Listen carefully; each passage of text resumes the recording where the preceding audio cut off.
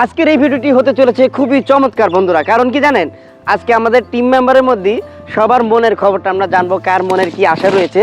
অবশ্যই ভিডিওটি শুরু থেকে শেষ পর্যন্ত দেখলে আপনিও বুঝতে পারবেন কার মনে কি আশা রয়েছে এবং আমার মনে কি আশা রয়েছে সেটি ভিডিও শেষে আমি বলবো। তো চলুন ভিডিওটি শুরু। আমাদের টিম মেম্বার মনের দুঃখে বসে রয়েছে জঙ্গলে, আমরা একটু গিয়ে জিজ্ঞেস করি যে তার মনের কি আশা রয়েছে। চলে আসেন। আসলে মনের ভিতরে তো অনেক দুঃখ, তার মধ্যে সবচেয়ে বেস্ট দুঃখ হলো আমার একটাই, যে দুঃখটা আমি কোনোভাবে ভুলতে পারতেছি না।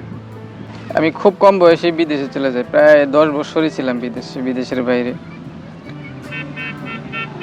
10 বছর করার পরে ভাবলাম যে এবার দেশেই থাকবো, বিদেশ আর করবো না। মোটামুটি অল্প কিছু টাকা আমার কাছে ক্যাশ ছিল, আর কোনো টাকাই ছিল না, সব ফ্যামিলির মাধ্যমে খরচ হয়ে গেছে। তারপরে আসলাম, ভাবলাম একটা ব্যবসা করবো। যেই ব্যবসায় করতে যাই কোনো ব্যবসায়ী মন মতো হইতেছে না বা করতে পারতেছি না, পুঁজির বেশি প্রয়োজন, আর কোনো ব্যবসা আমার অভিজ্ঞতা নেই। অনেক কিছু বিবেচনা করে তারপরে একটা ব্যবসা দেওয়ার জন্য রেডি হইলাম। তারপর একটা ব্যবসা দিলাম। ব্যবসা দেওয়ার পরে যেটা আমি বুঝতে পারলাম লিগেলি, যে আমার যে টাকা, ওই টাকা দিয়ে কোনোভাবেই ব্যবসা পরিচালনা করে সামনের দিকে যাওয়া সম্ভব না, কারণ আরও অনেক টাকার প্রয়োজন। ওই টাকা আমার কাছে নাই। ফ্যামিলির থেকে প্রেশার, আজকে এটা প্রয়োজন, ওইটা প্রয়োজন। আমার যে ইনকাম অনুসারে তাদের চাহিদা পূরণ করা কোনোভাবেই আমার সম্ভব হচ্ছে না। সেই কারণে লাস্টে আবার 2 বছর পর আমি বিদেশ থেকে চলে আসছি, প্রায় 2 বছরের উপরে হইব। এখন আবার চিন্তা করলাম আবার বিদেশে আমি চলে যাব, কারণ গরিবের জন্য দেখতেছি সবাই নিয়ে থাকা অসম্ভব। কারণ দেশের যে পরিস্থিতি, সব পণ্যের দামই অনেক নাগালের বাইরে।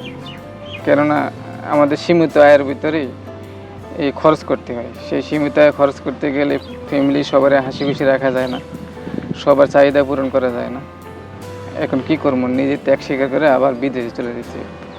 এখন বিদেশ কথা মনে হলেই মনটা অনেক খারাপ হয়ে যায়, মনটা ছোট হয়ে যায়।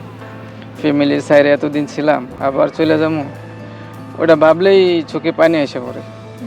কিন্তু কি করবো, গরিব হয়ে জন্মাইছি, এটাই আমার অপরাধ।